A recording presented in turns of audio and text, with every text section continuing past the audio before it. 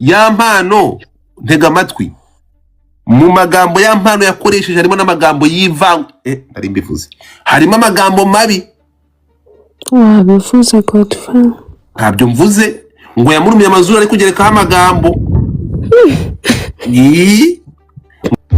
kubera ikiri gusuzugura kweri ko noneho ibintu birakomeye umva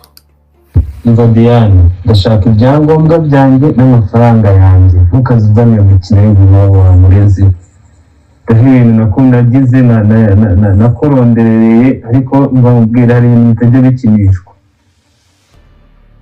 ibyangombwa byanjye biri hehe n'amafaranga yanjye ari mu kabati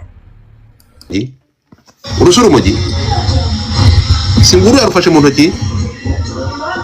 ahangana imbere yuko ari bimufata ni guringi bimwe nibyo banasandi bangwa mbere yuko bashwanyuka ibyo binini naba nkubeshye kabisa urumva noneho ntabwo birangiriye aho erega